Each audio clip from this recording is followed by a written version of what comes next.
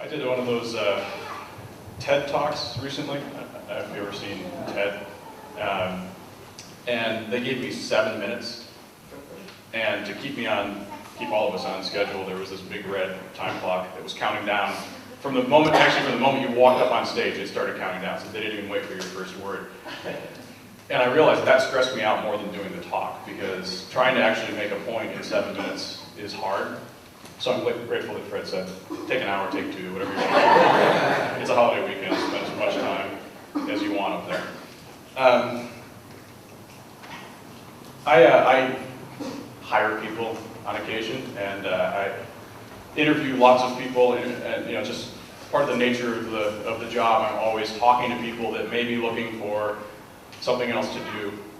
And I try to get, an interview can be a stressful situation. I've not been on the other side of the interview process for a while, so I forget that people are actually nervous when they're trying to get a job. And so one of the things I try to do is just to make it a conversation. And I try to not ask a lot of typical questions, just try to get people so they're comfortable so I can actually find out who they are, because it's like speed dating, right? You're going to spend an hour with somebody or 2 and then hire them, and then they may be with you for 3 or 4 or 5 years. And so it's kind of a critical assessment of character. And the other day I was interviewing somebody, and I made a question asking mistake that I don't normally do. I said, what do you see yourself doing in 3 to 5 years? And it's like the standard slow train coming question, like blah, blah, blah. And I don't like the question for a couple of reasons. One is you can say pretty much anything, right? And you know what you're supposed to say. Well, I'm going to join your company, I'm going to work hard, maybe I'll be the more motivated folks are not motivated, more, I don't know what you call them, but some people say I want your job, right? I see myself in your job in 3 to 5 years because I'm better than you. Other people just say, well, I'm going to do whatever you say.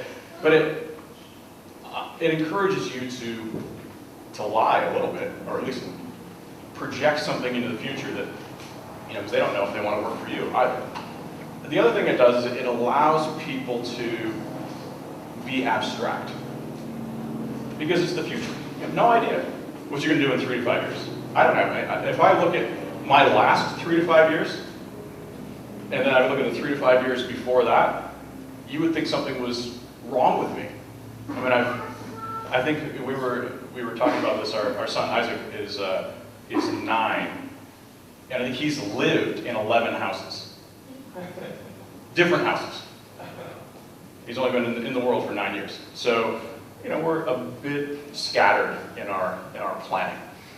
And so to ask somebody to tell you where they're going to be in 5 years is really a bit of a fool's errand. They're just guessing. And abstraction in general is a challenge. It's a challenge in our faith. It's a challenge in our relationships. My dad was a concrete finisher, and concrete is not abstract, it's concrete. So you would think he would have been kind of grounded in the material that he worked with. But I would have conversations with him, and we would never get beyond abstractions.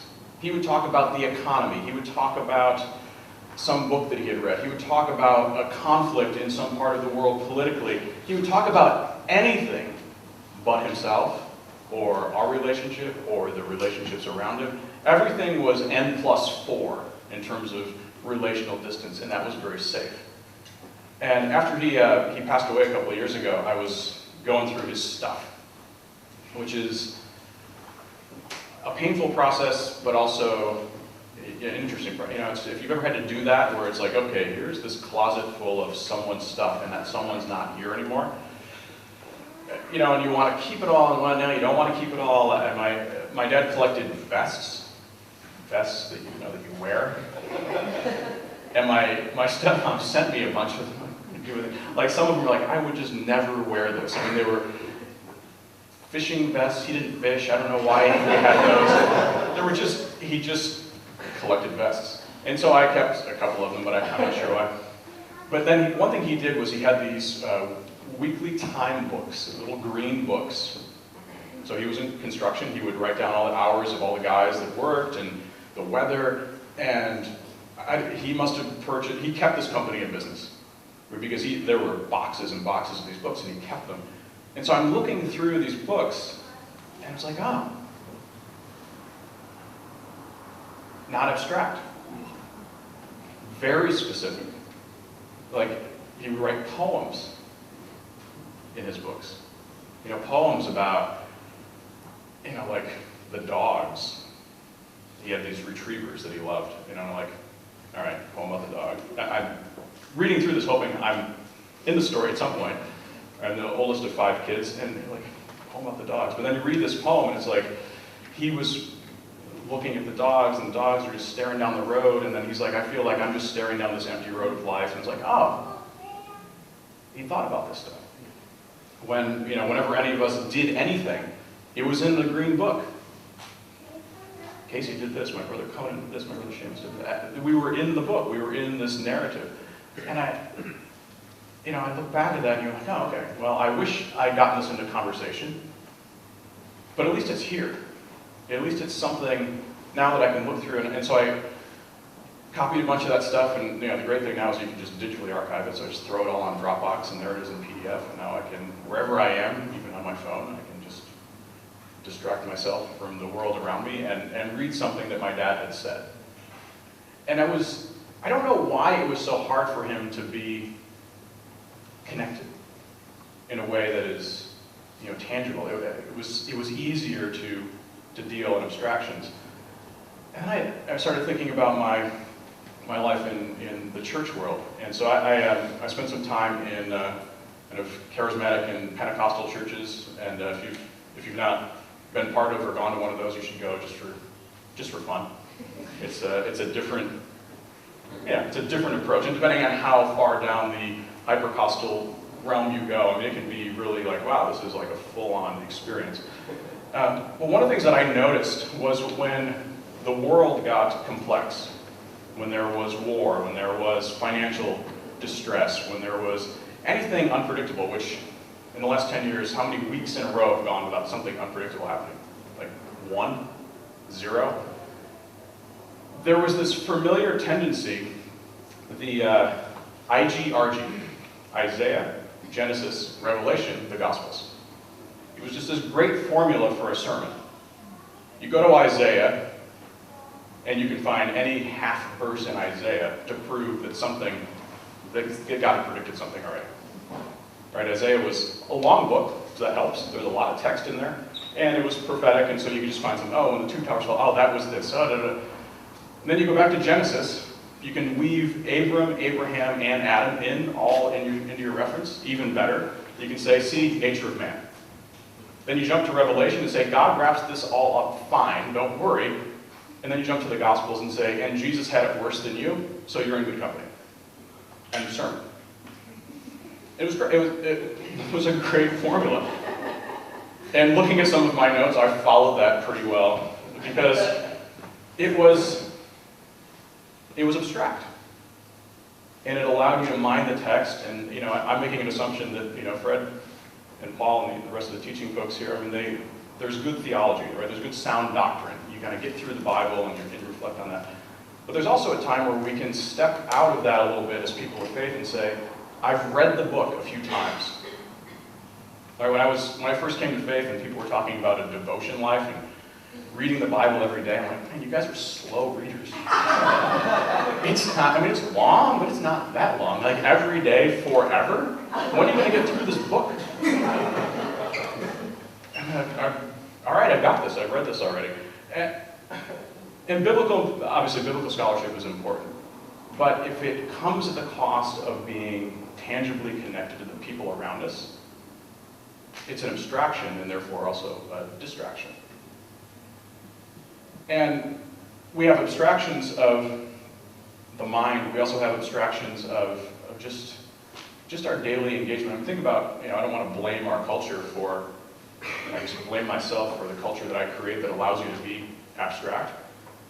But, you know, my company, what we do is we make computer servers that run all the cloud services that most of you use whenever you do anything on your iPhone or your BlackBerry or whatever. Or basically, I create the tools so that you never have to be present in any conversation ever, if you don't want to be.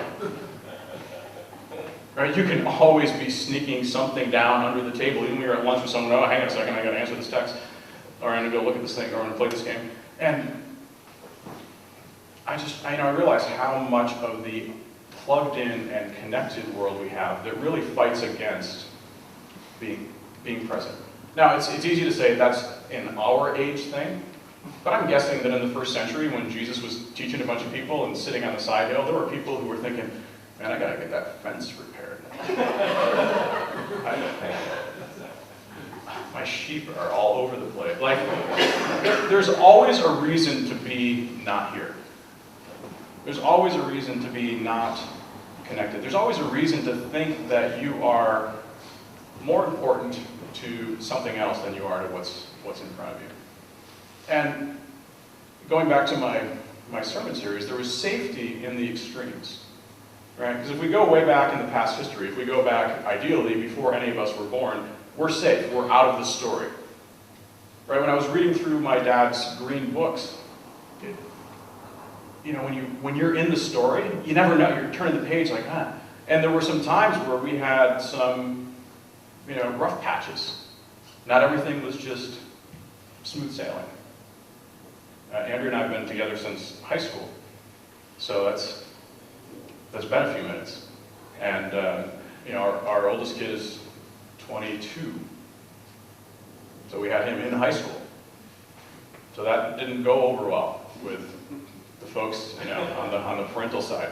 So when I came to that section of the Green Book, it was interesting to see how my dad was processing something that he, how's this going to affect everything? And they were good questions. I wish he had asked me instead of writing them down. But it was in there. And then there were other times where when I decided to go into ministry, it's like my dad was not a person of faith. It was very confusing for him. Why is my son, who has all this potential and he's in this tech world, why is he doing this? This is bizarre. Again, we never had a conversation about it. I read about it later. But when you're reading about yourself in history, it's a little different. If you go way back beyond yourself, it's very easy to guess what Paul meant. Right? It's easy to, actually not even guess, it's easy to assume that you know what Paul meant and then make his words say that. Because he's dead. And there's a bunch of stuff written down that you can string together. But when you read Paul and you hear him say things to Timothy like, hey, drink some wine to deal with your upset stomach, you realize he was very connected to something as tangible as the nerves or stomach ailments of his protege. And then if you go to the future, it's even easier because you have no idea. It's anybody's game. And so whether you rent RVs and paint them with end of the world's coming this year or next year, I don't know. When is the next end of the world date? Is there a good? I thought it was this year.